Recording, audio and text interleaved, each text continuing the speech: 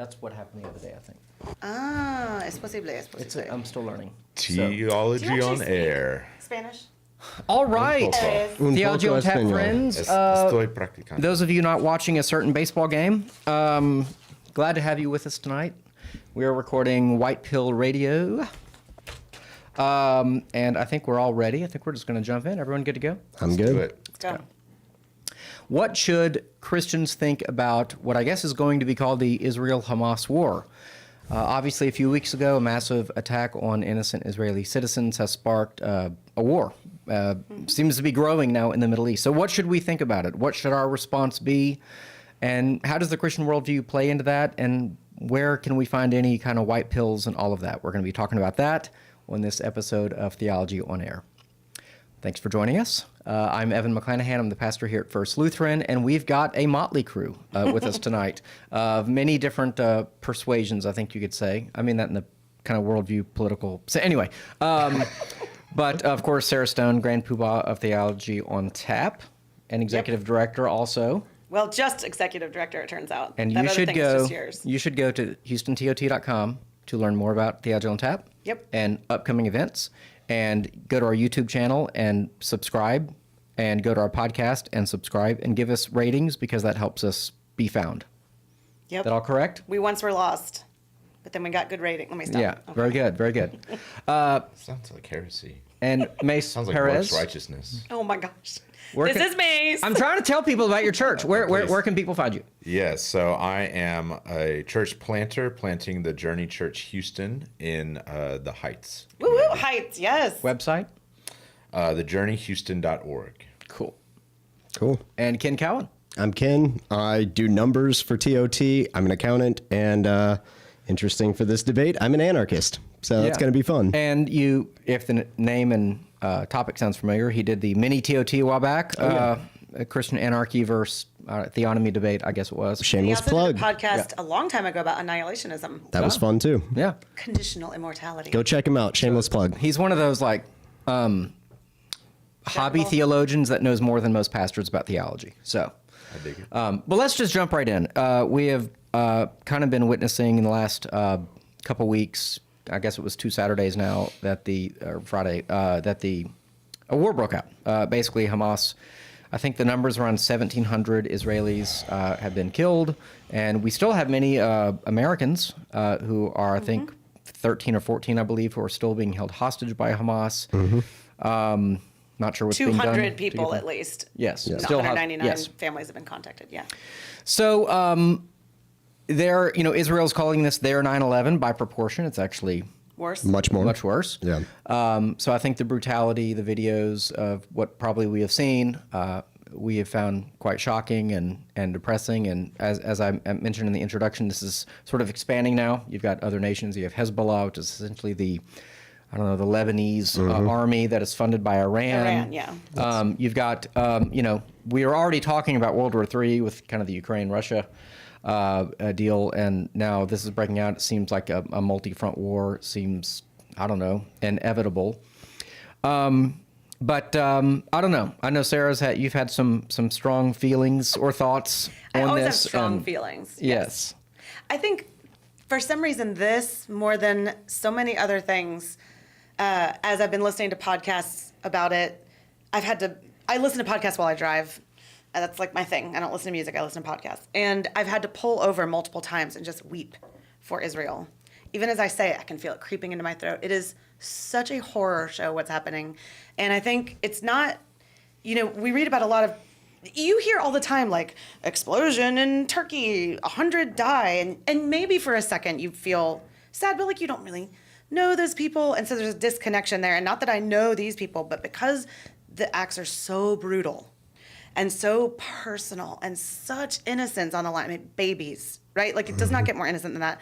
Women that are being raped, sodomized, gang raped, mutilated, dragged through town with their bleeding, half-dead bodies and then mocked and spat. I mean, it's so awful that it has, like, lit a fire in my belly that I'm realizing I'm not a very nice person when it comes to what I think we ought to do. But maybe I don't lead. I'm the burn it down girl tonight. I'm like let's wipe Hamas off the face of the planet, take no prisoners kind of stance. Yeah.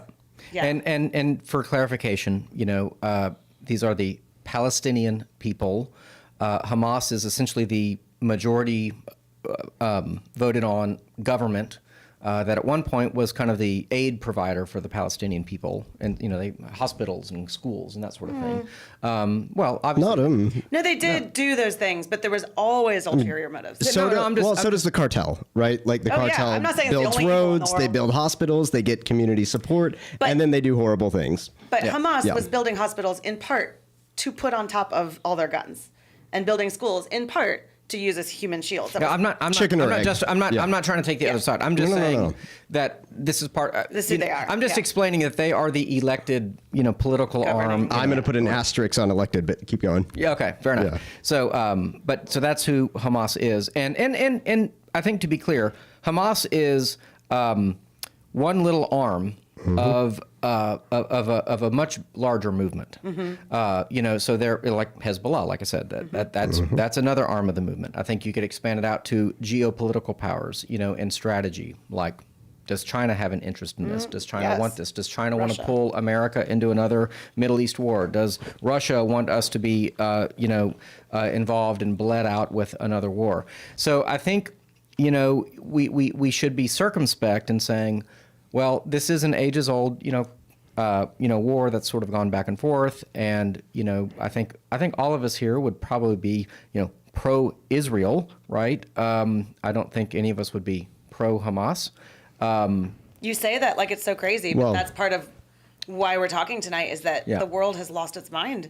Yeah. And all of these protests breaking out all over the world, not just in America, but for sure, college campuses and cities all around the world of these and they're not saying, some of them are saying pro-Palestinian.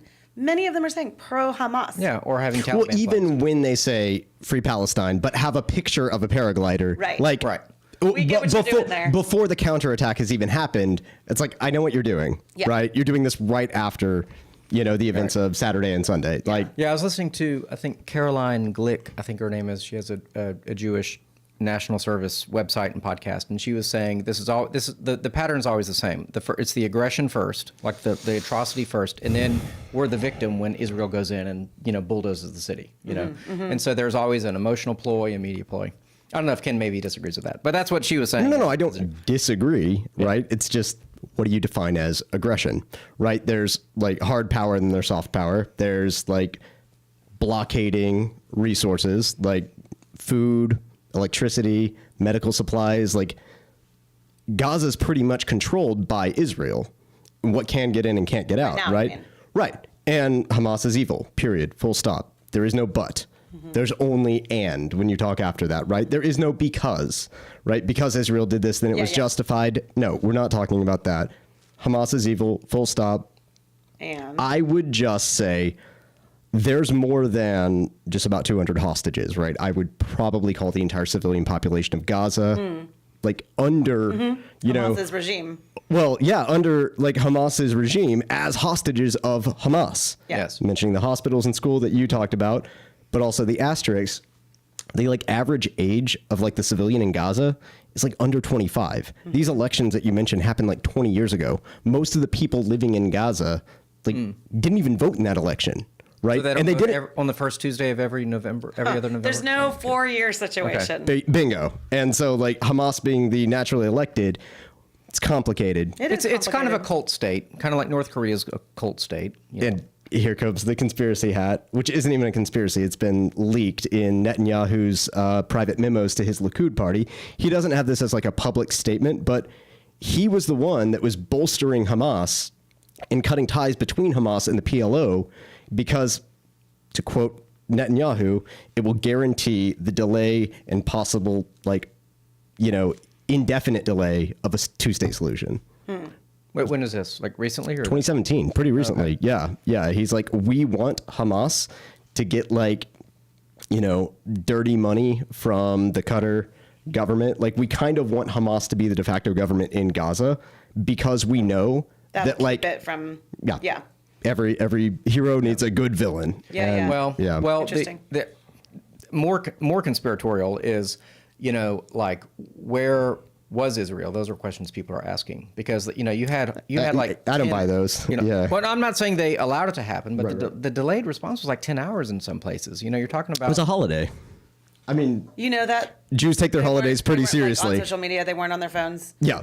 It was like Okay. the Jews take the holidays pretty seriously, and like Ben including Shapiro the didn't. military, or something, huh? including the military. Some yes, I some know- no. Depends I mean, on how I do know- secular I do they know are. It was a Passover. I mean, Yeah. I do know it was a normal, Sabbath, and it was the end of a holiday, so Yeah. Sukkot or whatever. Yes. Yeah.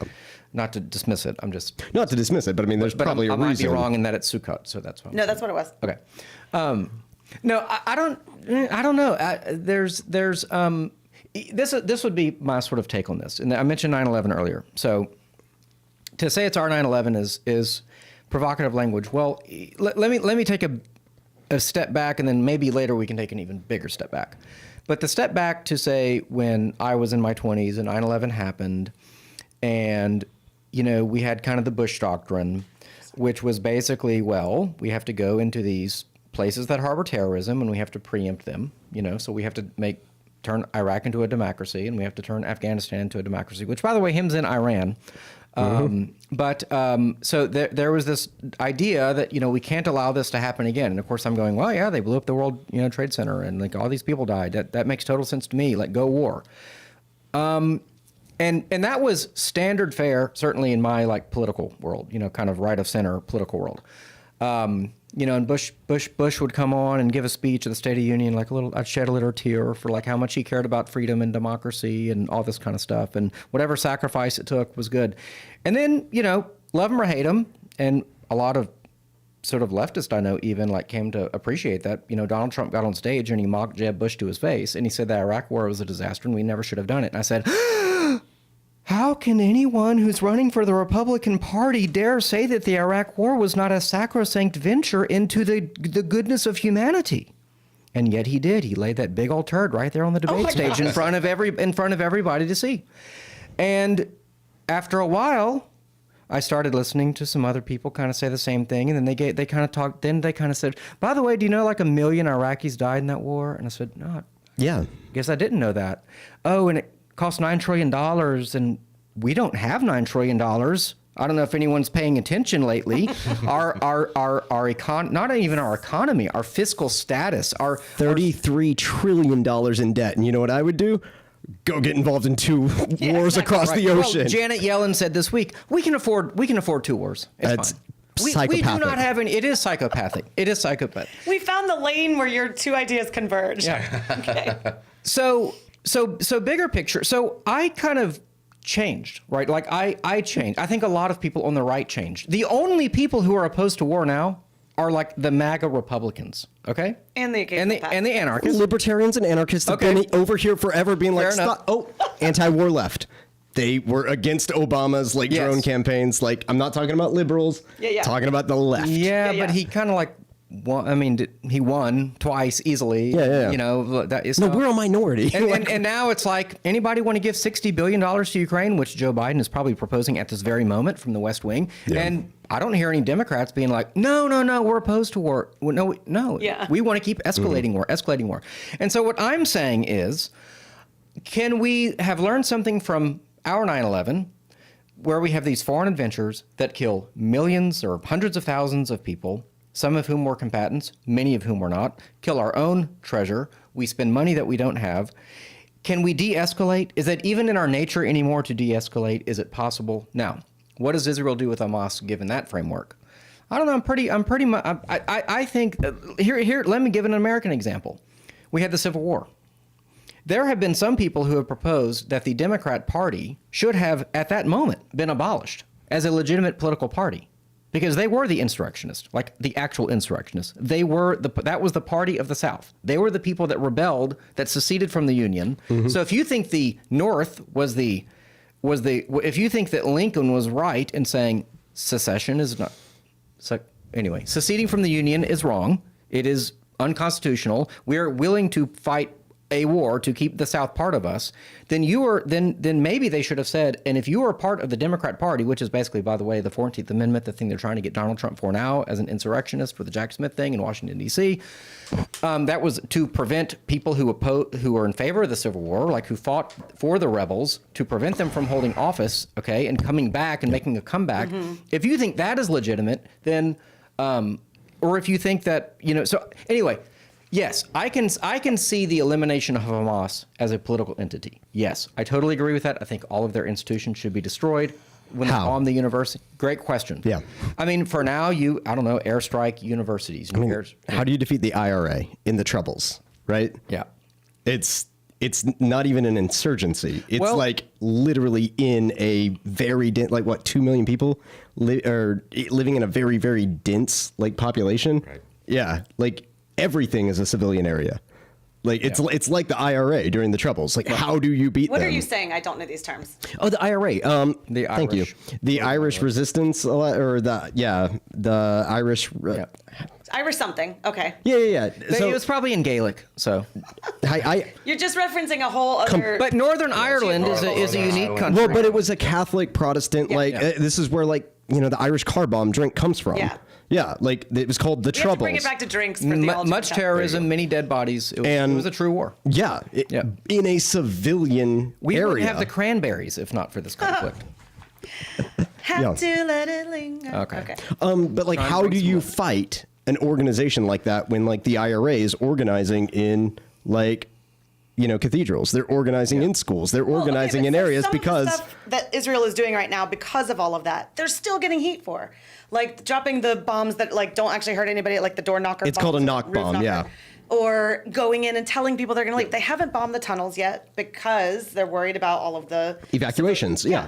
So Israel's doing sort of the nicest version of war I've ever heard of. Every time I hear of something new, I'm like, That's because we're telling them to. okay. No, But even still, my point is, Yeah. they are doing the best they can to keep civilian casualties to a minimum, and still people around the world are talking about how evil they are and they're pro-Hamas, and I mean it's just insane. Like, here's the deal: people are going to die, innocent people are going to die, and it is awful. And I hate saying this because obviously there are Palestinians that are not evil and they're not pro-Hamas, although there are some pretty dizzying statistics out there and polls taken very recently about how many Palestinians support and are happy about Hamas. I realize that they aren't given full freedom to maybe answer freely, but it is a high number of Palestinians. Yeah, and you know how much vote Kim Jong-un got? Okay. So, but still, people are going to die because it's war, and I hate that. But when Hamas comes in and purposely goes after civilians, purposely goes after the women and children thing, the fact that they took hostages and then said in proud voices, like the head of the guy or the head of one of the operations they caught said that phrase about, in the same way Israel loves life, we love death. And he said to them, we are raping the women and the children to dirty them. So they'll be, Probably the men too. so That's haram. when you have that kind of, yeah, for real. No, that's true. That's sin in Arabic. Yeah. When you have that kind of evil, I don't know how you get rid of that without some collateral damage. I hate saying that, but what's the alternative? Just let them run free? No, I don't think there is an alternative. But I know Mace hadn't spoken, Sorry. so I don't want to. Welcome. Yeah. How the yeah. Astros doing? I don't know, because I'm trying to focus on this serious conversation. Yeah, The Astros are Astros playing can a very wait, important okay? baseball game tonight. Wow. Like, talk- from a we'll Christian talk fast. worldview, We'll talk this fast. is more important than baseball. Okay, chill. No, I'm just kidding. Honestly, I mean, I'm quite partly for the reason, like, in many ways, I feel underqualified to even All of us comment are. on this, Like- right? So for me, like, I'm still processing this in real time, and I have a lot of like disparate thoughts. So one of the things we've talked about, I don't think this word has been necessarily used, but like you're hinting at, is like the idea of propaganda, right? Oh. And so like from a Christian worldview, we value truth. And so one of the things that I have found myself, even today, like processing, it reminded me, if I'm allowed to bring this up, 2020, COVID, right? reading. We would never. No, I'm sorry. You have to stop talking. You know, No, I'd yes. be sitting here like reading one thing or watching one thing from one perspective, and it's like that makes some sense. And then I'd immediately go and read and watch something that's presenting a different perspective. And I'm like, that makes a lot of sense. And I remember finding myself being overwhelmed, like not knowing what to believe. And I remember finding solace, like reading my Bible, being like, no matter what else is being put out there in, you know, the interwebs, I can always rest my case on this. And that's how I kind of feel about this. Like, and rightly so, I think some of these atrocities that you mentioned, like create this visceral response and this need. I think maybe particularly as Americans, like we feel this need to like respond immediately. Americans tend to be, you know, act first, think later. And I think, and this is difficult, right? Like how do you do this? But like just taking a moment and like trying to process through, like, so one of the, you know, clear examples that's happening right now is this bombing on the hospital, right? And immediately, like before, like quite literally before the dust settled, you have like both sides blaming the other. And it's like, let's just take a deep breath and like, before we do something rash, like try to figure out where truth is. I do struggle as another area, like angle on this that I've been processing from a Christian worldview is goes all the way back to the beginning, Genesis 1. That Oh, I had Genesis 12 open. He went even before. right, exactly. So I'm like trying to process it. You know, everyone wants to start it in like 1948. I'm like, goes back No, further than that, and you think way like, further. you know, Genesis 12 is like, no, it really goes back to Genesis 1. That we are talking about is the people pastor. created in the image of God, right? And so we look at what Hamas has done in recent days, and we think, oh my gosh, that's terrible because they're violations against image bearers. Is that And an amen? so No. I agree with what he's about to say That's next. an amen. right. Oh, come on. So I don't think sin doesn't justify sin. So I don't think that justifies. I struggle with the idea of there's going to be collateral damage. I struggle with the idea of accepting. By the way, I struggle with it too. Yeah. This is Right. just a reality. but I'm not willing to accept that reality. Now What is your answer then? I don't have one, Yeah. right? And so that's where I struggle, right? So this is where I definitely feel underqualified. I'm not a military tactician, but from a Christian perspective, I cannot just say, oh, well, there's going to be collateral damage. That we need one of our primary values needs to be protecting the lives. No one's innocent in Yeah, we're yeah, all sinners, spiritual, you know, yeah. right? Sure. In a sense, but in sense of non-combatants, Let me- women. let me- Well, even like no one's innocent, but like even people that voted for Hamas, right? Let's take the people that were alive 20 years ago that voted in those elections for Hamas. I mean, that's the same logic that Osama bin Laden used against the United States, right? Spoiler alert for something that happened a long time ago. Osama bin Laden didn't say he attacked us for our freedom. He didn't say it's because you guys That's a have narrative we strip made up. clubs and you drink alcohol and you eat pork. No. He didn't say any of that. What he was saying was, you guys have committed these atrocities in our part of town, and I have a list of it. That's what those videos of him like in a cave, like reading like all the list of atrocities, right? And he's like, and your civilians voted for the people that did this. Therefore, it's okay to justify bombing your civilians, right? And so that's like, you know, I don't even if they voted for Hamas, right? They're still civilians, Right. Right, and yeah, That's the even bigger picture. You know, the pre 9/11 bigger picture. That Yeah. maybe we can get to later. But I will say I can think of two examples, one recent, one historic, where a legitimate governing authority essentially banned a worldview from existing. And I think that's probably where we're going to end up, okay, where Israel is going to truly actually occupy Gaza, okay? So if you want to know how, this is what I think will happen. It will actually occupy Gaza. It will allow Palestinians to live there, but under the condition that hatred of Jews is not acceptable. Who did this before? Germany. Germany outlawed all Nazism, right? I mean, there's still lots of Nazis, but they outlawed the swastika. They outlawed whatever. What's the other example? It's happening right now in El Salvador. Nayib Bukele, the president, has outlawed MS-13 and the other gang, who I can't remember. He has outlawed tattoos. They have gone into cemeteries and destroyed gravestones that had MS-13 insignia on it. It is an illegal image. Now, there are people, of course, saying, "Oh no, freedom of speech. You know, MS-13 really is a humanitarian organization. We're almost certain of it." That was sarcasm. But But he has made, and now there's just a guy in Honduras, maybe. Anyway, 35-year-old guy was just elected president who is in his image. So you now have people going to war with these gangs that have killed and murdered with impunity for well over a decade, and he is making the concept of MS-13 illegal. I love that. Yes. So can You're not a free speech person, are you? Well, as you were talking, Yeah. all I could think of was that sounds very biblical. Like, think about all the times in the Old Testament that God says, go in and drive these people out and get rid of any of their images. And don't keep their stuff, don't keep their nothing. Like, we don't want any vestiges. Get rid of the high places, get rid of the Asherah poles, all of that kind of stuff. This is the tension, though. This is the tension of like diverse views in a free society, and their limits. And every free society is going to have to determine what the limit is. Well, who knows the concept of the Nakba in the Israel-Palestine debate? It's called the no thing. Is this the three no? No. It's called the catastrophe. Okay. What Israel calls the foundation of the state of Israel in like 47 or 48, right? Yeah. The Palestinians call the Nakba, Yes. which is because like Catastrophe, that's right. they were actually the catastrophe. They were actually taken from their properties under the British mandate, moved to other parts of the area so that the Jewish homeland could be established. And you mentioning the concept of like censorship, the Nakba is not allowed to be discussed in like any, because the Israel still has like veto power over what gets taught in education in Gaza, like what gets taught in their like public schools. And the like word Nakba. Israel has Yes. that over the Palestinians. Mm-hmm. Then why are we hearing about all of these Palestinian? It doesn't work. Pull that microphone. Oh, okay, but Yeah. just like in theory or something. Yeah, no. But it is illegal, like subject to like a 3-year like jail sentence. Okay. Right? Like free speech is not really a thing. Even if you call like, you know, your ancestors getting driven from their homeland a catastrophe, like, yeah. So it, like you mentioned this happening with MS-13.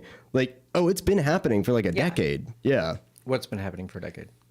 Saying that Illegal you can't speech. say something, Yeah. or like limiting, and that's interesting because part of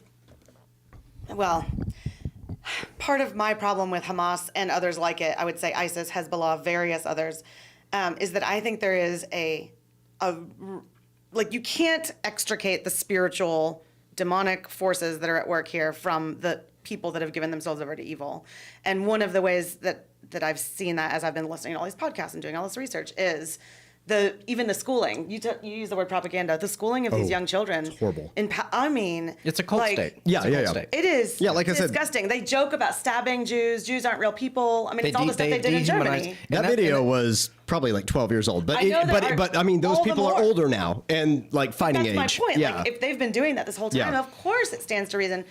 And this is why it takes me back to some biblical stories. You think about the time that in 1 Samuel, I think they were supposed to drive out all the Amalekites, and God said to get rid of them all.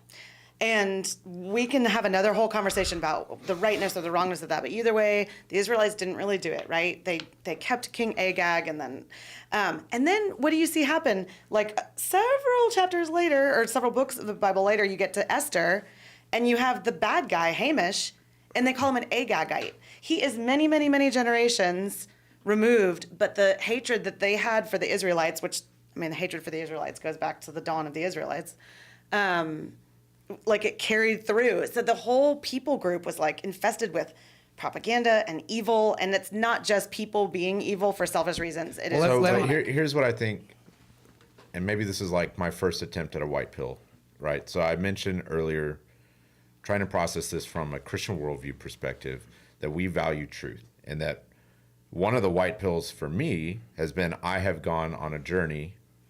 I know you don't like that word, but it's a great name for a church. Were you in a season when that happened? No. All right, come on. Okay. Gone on a journey, like trying to educate myself. And I've been listening to podcasts and reading. I still feel woefully uneducated. But like part of that is, as I've been trying to educate myself, is, you know, you're talking about propaganda on like the Hamas side. Like it'd be naive to say that it's not happening on the other side too. And so I went to Genesis 1 earlier. I've also been processing this from a Genesis 3 perspective, that we are post-fall, that we are all sinners.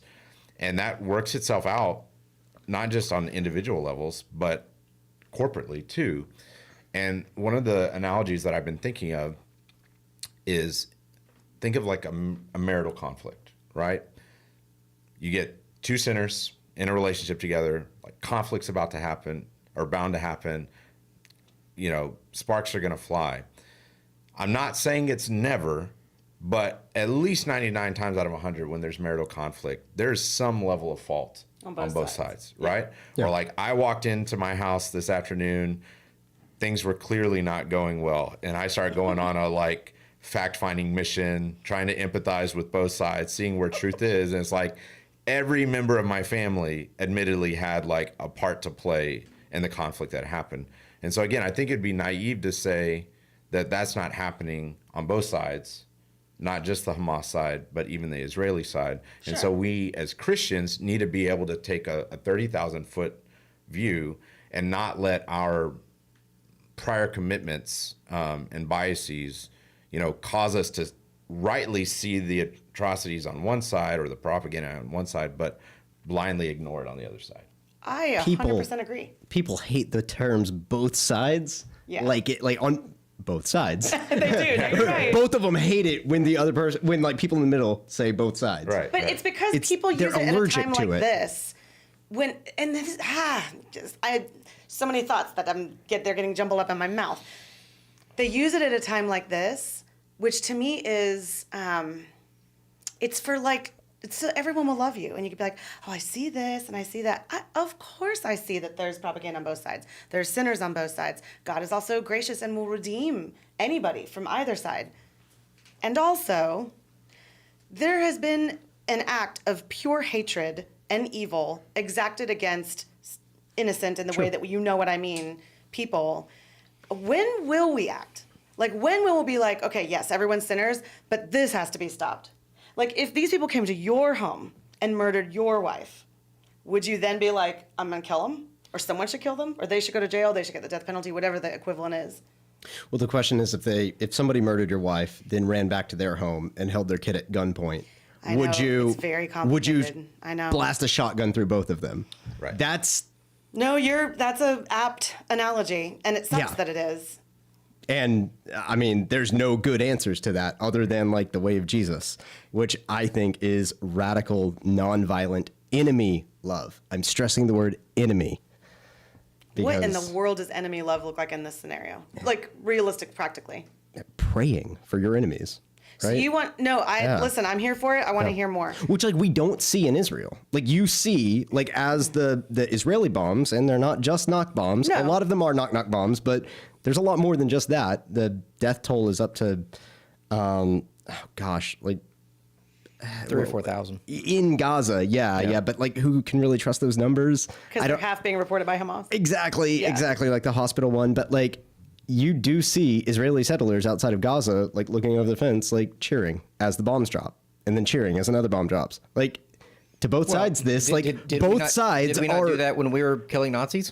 Well, the bombing of Dresden is a really, really good example because like I agree. children, babies died Yeah, in horrible. Dresden, right? Was that an act of like radical nonviolent enemy love? No, I don't think so.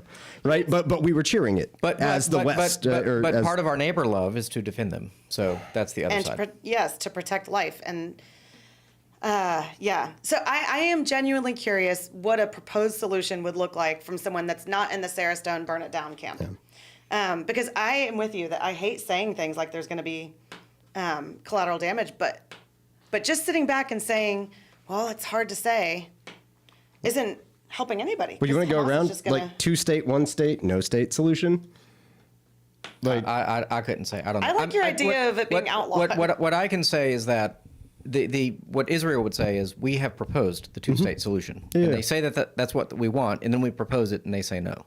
And Israel is the size that Israel was much smaller in 1949, but it was attacked, and it went to war, and it won 2 wars. wait, and it hold on. expanded. You're talking about 6-Day War?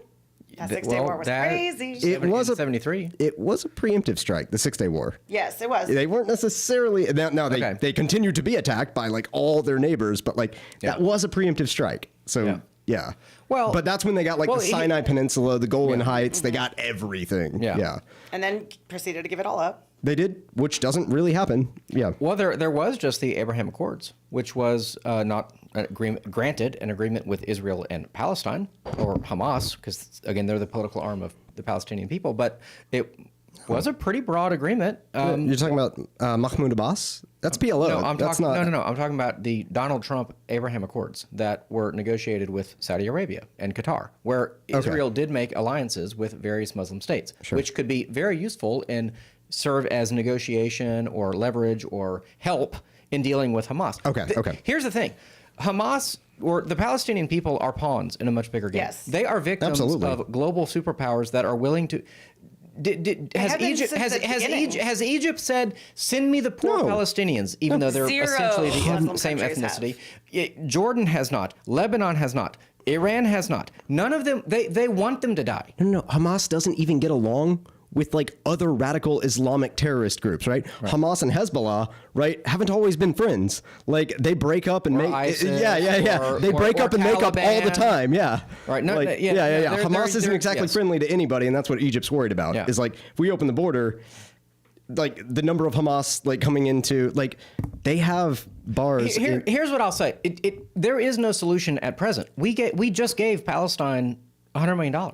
We gave Palestine $100 million. You're talking about Iran or Palestine? No, Are you I'm talking about like it was in the news. Like Biden gave Biden in gave for relief in humanitarian. aid. There's a bit of a difference. It's a difference. It's not like we're giving It's a them bit of a guns. Yes. difference. Although last time we gave them piping, they turned it into rockets. But Did we not just say though that Hamas? This is why I said Hamas built hospitals, Hamas built schools. Yeah. That's how they got elected. That's how the cartel does it, So, yeah. So we're giving them $100 million. Probably a bad idea. We fund all of those countries. We give money and foreign aid to every player. To Jordan, to Lebanon. We just gave $6 billion to Iran. No, we Didn't didn't. Remember the pallets of well, cash No, we didn't. It's to Iran? frozen. We unfroze the money that they had, the pallets Yes. of cash. Wait, tell me why the pallets of cash was in cash. I don't know. I'm talking about the Obama cash. The Iran. I am. No. I'm talking Not about the $6 billion that Biden. no, the helicopter cash, the pallets of cash. We have like sanctions on Iran. They can't use the SWIFT banking system. I'm going to count it. Like the SWIFT banking system Follow the money. is the international like wire transfer. Yeah. They can't use that, right? We literally blocked them from having any wire transfers. To give them their own like money back, we couldn't wire it to them. Yeah. We Okay, literally okay. had to do cash. So we gave them. I don't care if we gave them cash. I don't care. If But we it wasn't gave them like taxpayer PayPal. money. I don't care if we gave them Venmo. Right. Why did we give the largest sponsor of terror in the world a dollar? Why? It was tied to charity. Now, like everything's fungible. Great. Right. If you, humanitarian purposes, right? If Right. you do that, you don't have to fund your own hospitals now. What are you going to do with all the money that you were going to It's fund? like no tax dollars go to provide abortion with Planned Parenthood. Exactly. And it's like, okay, well, So if they're going your to pay tax them to dollars keep the go lights on. condoms. Yeah. So that they can give their donations to Right. Yes. in the income they make to take the lives of children. In accounting, it's called fungibility. And everything is fungible. But could does our country, in theory, wants a Republican, democracy, a Christian nation, something that has some kind of moral fiber or some kind of standing in the world? Could our country be using some kind of leverage to broker peace in the Middle East? Could it be done? I think it could probably be done. I think that we could. We have oil at our disposal. We have resources at our disposal. We have technology at our disposal. But I don't think that's what we do. I think we throw money around like it's like it's candy. Here's the bigger picture. We are a sinister force in the world. America is a sinister force in the world. I wish I didn't believe that, but I do, and we have been for a long time. I was an idiot when I once believed that we were the victims of all these terrible Muslims who did all. I'm not a 9/11 truther per se. I'm not saying that. What I am saying is that. We have gone around the world and messed in the affairs of other countries. We have staged coups. We have overthrown governments to suit our will. Amen. And, well, we have. Hallelujah. It is just a fact. And I wish it weren't the case. No, absolutely. And and we teach our children the greatness of America. Our founding is amazing. The founders were incredible. We fought a war to end slavery. There's so much about America that is absolutely amazing. We have been a military state since at least the 1950s, and we have been using our superpower status as a manufacturing, as the world reserve currency. We won World War II, and then what did we do with all that power? We did not use it for good. Now, you could argue we have been a peacekeeping force in the world, and to a large degree, I think there's a lot of truth in that. But we have sought our will through covert and sometimes overt means. And we have gotten into bed with some very bad actors, and it needs to stop. We need to be a Republican government once again, where we put the interest of this. How about this for a counter? How about, I don't know what the solution is to our Hamas. I know what the solution is to my own country. How about we close our own border? How about we take care of our citizens first? How about you might disagree with me on that. I do. Okay, but how about we don't give everyone who comes to our border and says, I'm an asylum seeker, oh, here's $2,400 a month. Endlessly. Oh, and if you have a family, 24 for him, 2,400 for them. Oh, I'm sorry, we don't have money for that. Yeah. How about we put our interest first for once? How Be about like the single mom. There is no money. How about I halfway agree. how about we not go into financial collapse, which we probably already have, and we don't realize it yet, but it's going to probably happen almost certainly. No one seems to care. We just keep finding more wars. So I don't know. Maybe we quit being international, heroes, the world police. Spider-Man foreign policy doesn't work, right? Like, with great power comes great responsibility, right? Like, we think we have this great power and we can go fix every problem. Like, it's not a comic book. We screw a lot of things up by trying to fix them over and over and over again. Well, something you said earlier was about like how we try to bring democracy in like after 9/11. And I think maybe we've put a lot of things in one ball. Like there's the first part in this current situation. The first part is, in as much as it is possible to do, eliminate Hamas. Now, you could... As a viable political party, that's my point. And Yes. well, They haven't had elections. Like, how? They're not a political party You anymore. have to kill them. How? My question is how. Okay, but all I'm saying is, if like, that were possible... Israel hasn't had a presence in Gaza since they withdrew. So to send soldiers into Gaza would be What? considered an invasion. Okay, Yeah, I mean, great. They came in first. by the here's a controversial Let take. me Sure, finish sure, what I was yeah. gonna say, Yeah, go because ahead, go ahead. There's a difference between what do we do right now about the horrors that were just committed, evil, and when I say evil, I mean demonic evil. And that doesn't mean that we necessarily then have to go camp out there for decades building a democracy and trying to get them to love freedom as much as we do. Those are two different things. One is like stopping the bleeding, and the other one is us trying to be like, everyone wants to be like America, which they don't necessarily. I don't think those two things have to go together. Y'all read Screw Tape Letters, right?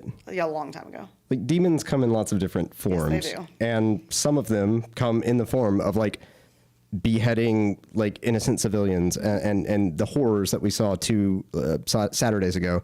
Some of them come in the concept of mowing the grass, which, if anyone's familiar with that term, it's the IDF policy of if a civilian area of Gaza gets too big, we probably need to have the Mossad really find a strategic target in there so we can kind of keep their infrastructure mowing the grass.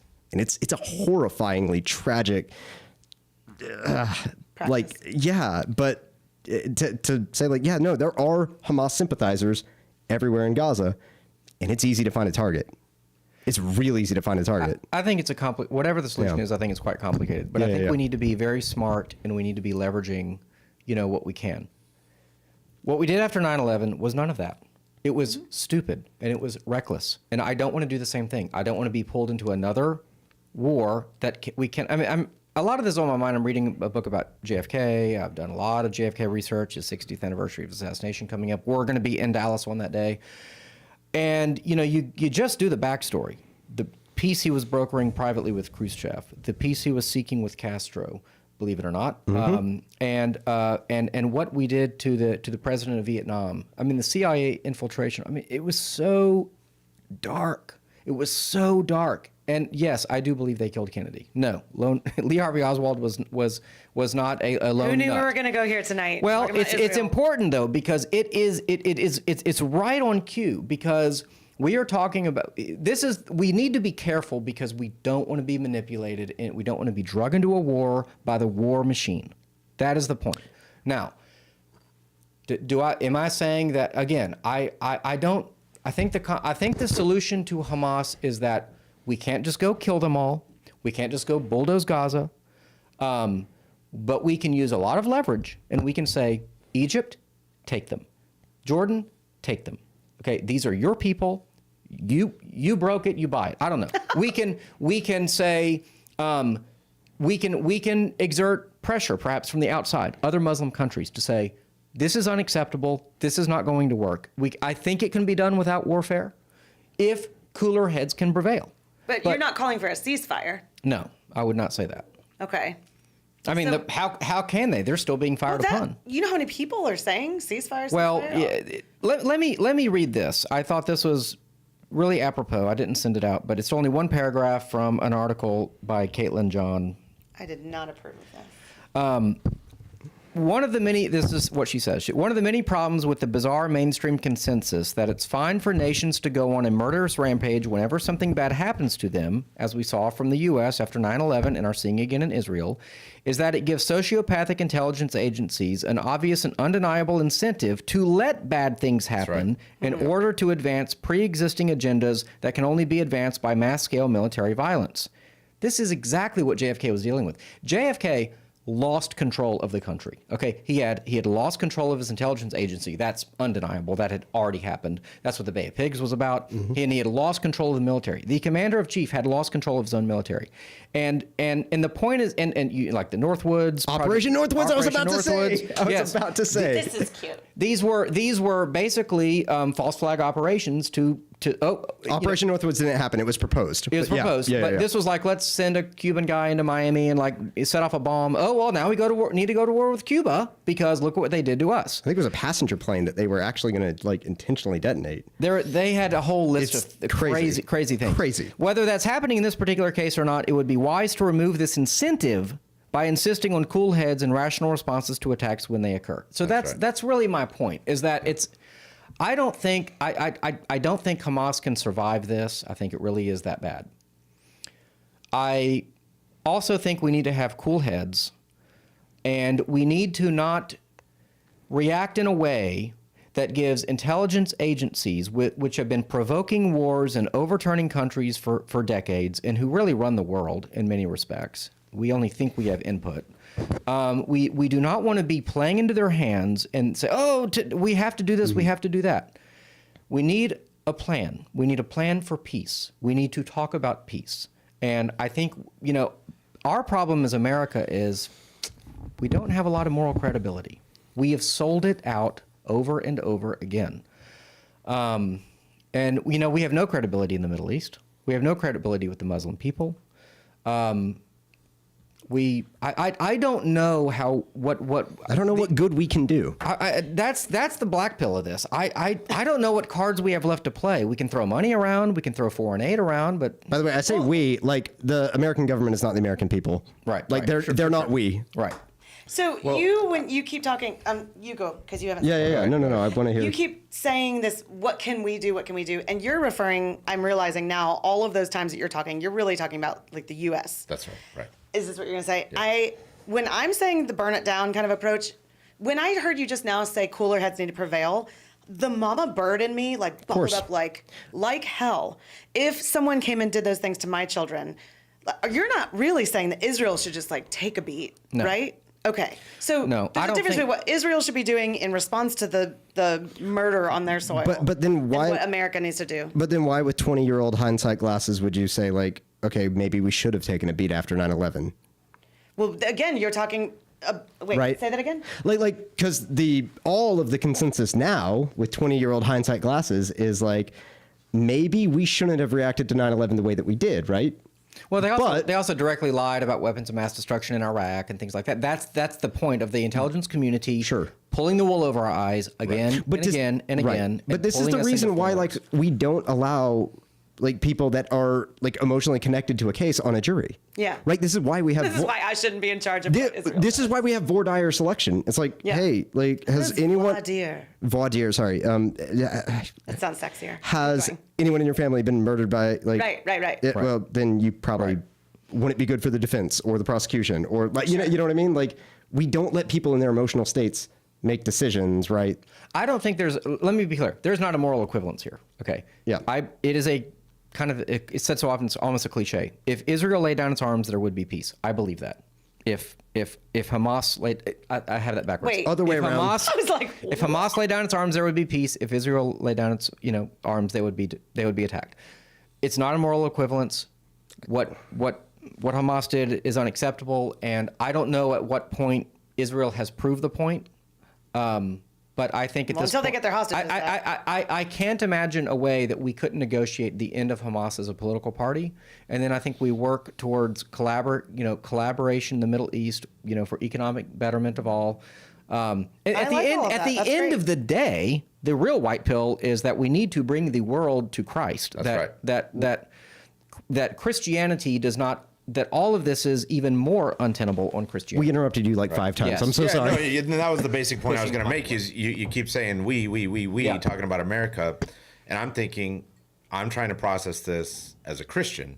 Like the first we that I'm going to think through is like we as Christians, The church, yeah. I'm not saying that doesn't have political ramifications or it doesn't play itself out politically. But at the risk of like saying the cliche like pastor thing, like what do is we pray and we Right. preach the gospel.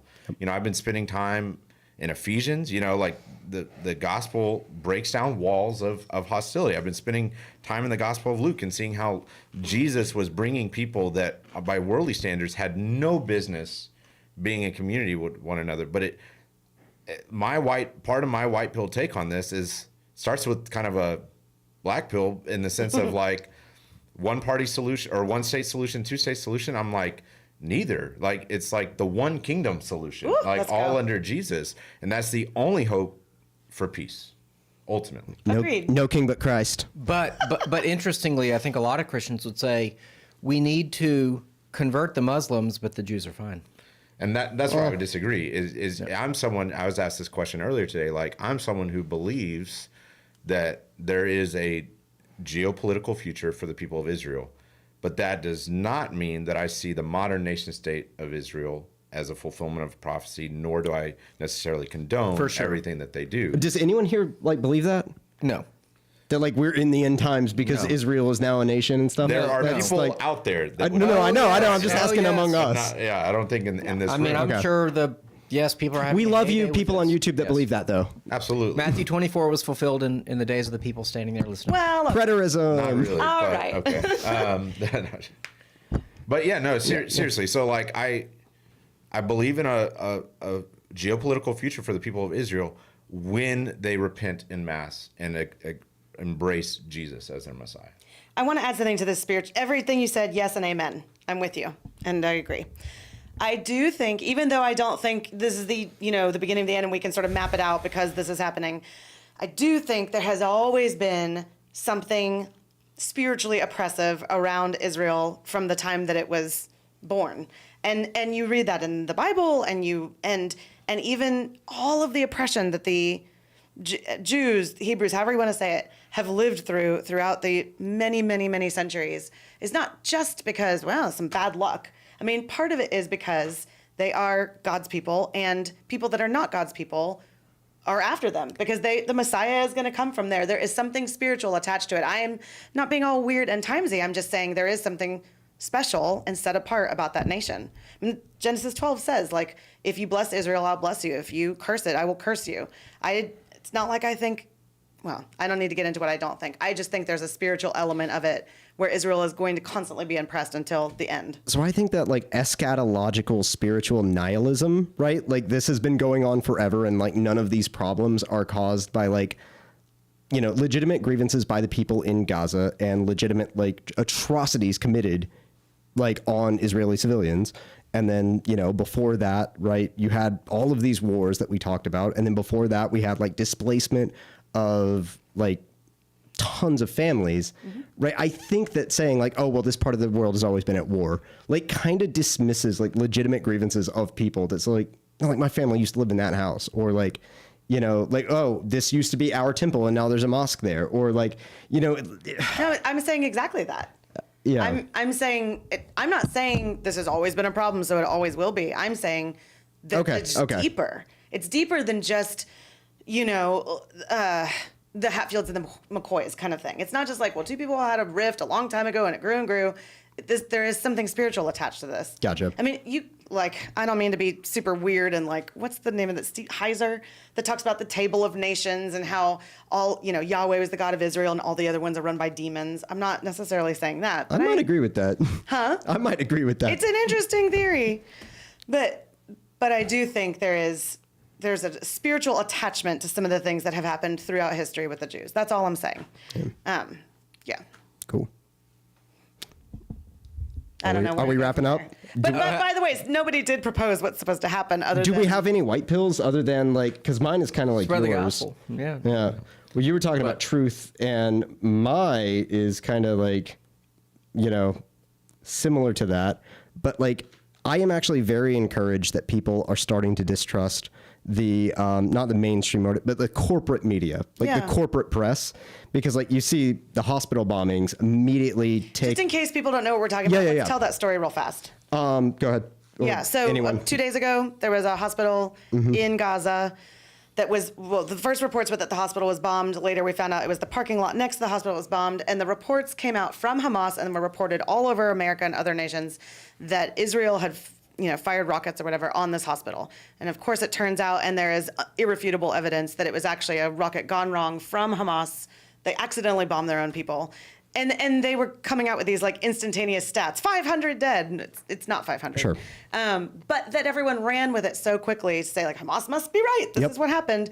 And then even after the irrefutable evidence, it's drone evidence, site evidence, audio evidence, military evidence, all these different points of data. Still, there are people in America like Rashida Tlaib and others who are crying in front of stages and storming rooms in the Capitol saying, no, it was the first thing, believing something false. Mm-hmm. And the skeptical eye with which people are starting to view these reports, right? That every lie that the corporate press writes in their articles, every word in that is a lie, including and the, right?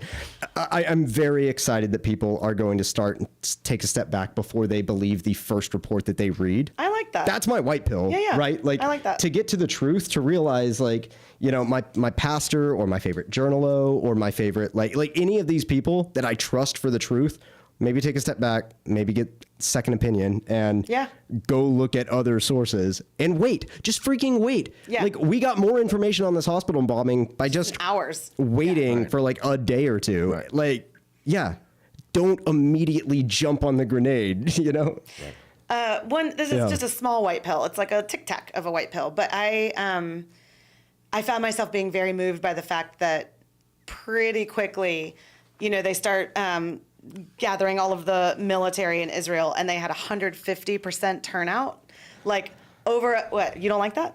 Keep going. Well, this is because I'm all about justice. I know. I'm the burn it down lady, right? So I want justice to be exacted on the evil people that did evil things. And the fact that 150% of them turned out, and then you gave us an article about these Baptists out of America that Go Baptists. Yes, Baptists. Do we have that article here? I was just going to read it. It's there. Volunteers from Texas Baptist men deploy hours after Israel declares war. Just the fact that there are people that believe in justice. Stop sighing every time Keep going. Anyway, I like the fact that people are going to defend the innocent and they're going to defend justice. So that's all I got. I side with the Baptists that were in the hospital. They got bombed, right? Those are my Baptists. What do you mean, my Baptist? Well, there was a Baptist hospital that got bombed. Oh. Yeah. Oh, you guys didn't? I didn't know. Yeah. The one that supposedly where 500 people died. Right, well, Baptist Hospital. right, in right, Gaza. right. Yep. My understanding is that article, it was I believe it was the NBC DFW affiliate, runs this article about how, this group of Baptists in North Texas, immediately go to provide humanitarian aid. Bingo. Right. Yeah. Exactly. My other two attempts at a white pill is kind of the whole idea of people acknowledging in that kind of vein is that you have even the Biden administration overtly calling what Hamas did evil. And so it's even in this pluralistic, relativistic age, there are still lines where there's still vestiges of the Christian That's good, worldview Mace. I like where people that. are calling out evil, even though that's actually inconsistent with their claimed worldview. So it's like we're Yeah. still seeing vestiges of the Christian worldview that hopefully we can use to And build truth, yeah. bridges to the gospel. I like that. And then the other one was, that this is inciting Christians to respond. Yep. Well, and in the Bible, you do see Christians of past tribal war. So if we can think of ourselves as closer to the beginning of history than at the end, maybe we can imagine a world in which there really is peace between the Palestinian people and the Israeli people, just as Christians at one time put aside really grievances. But I guess kind of a off kilter white pill would be, I'm glad more people are skeptical. You said people are skeptical of media. I'm hopeful people are more skeptical of the war machine. That people are starting to say, wait a minute, it's like I remember I'm going back to my 9/11 days, and because we have been at war. I mean, you read 1984, and one of the three mottos, right, is war is peace. Oceania has always been at war. Oceania's always been with East Asia or Eurasia or whatever. And it's like I didn't understand it. Even I read that book recently, and I didn't understand it like until this week. When it's like the moment we pull out of Afghanistan, we start escalating in Ukraine. And now we start to pull back from that, and then this happens. Now, I'm not saying that there was some grand plan to do that. No. I'm just saying that world events happen, and it's like more money, more tens of billions, tens of billions to every country but our own. Yeah. And I'm hopeful that there are people who have never voted before, who have never been a political activist before, have never put a sign in their yard, never written a check before, that will do it to people who are saying, let's take care of our people. Let's not go off and look for every enemy around the world to fight. Let us stop this unbroken chain. From the moment they killed, I'm going to say it again, the moment they killed Kennedy and they said he was going to try to get out of Vietnam, they put us right back into Vietnam. We overthrew their government, and then we went into war with them. And then it was the Cold War, right? And then it was the War on Terror. And it just seems to never end. It literally just never ends. Mm-hmm. I want war to end.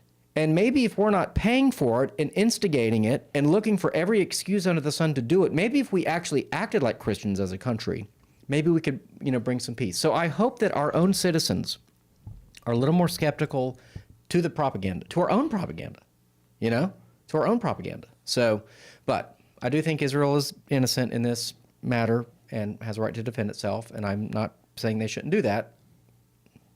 So I keep putting out these caveats. But we're over time. There's an Astros game to watch.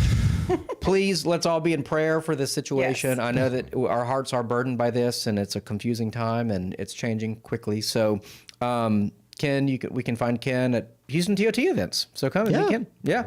And The Journey, what's the website again? thejourneyhouston.org. Cool. The Journey. I'm going to say ours in that same. Can you say ours? Houston TOT. Seriously, dude, you should .com. Should be doing voiceovers, yeah. And I'm Evan at First Lutheran here. Hey, this is going out right away, right? Yeah. So if Saturday you don't have anything to do, you should come to First Lutheran. They're having Oktoberfest, sausages and beer and games for the kids, and it'll be fun. Lots of kid stuff. It's not just a bawdy German, beer event or something. So yes, come on out. Anyway. Until next time, we encourage you to question freely, think deeply, and disagree as needed. Peace.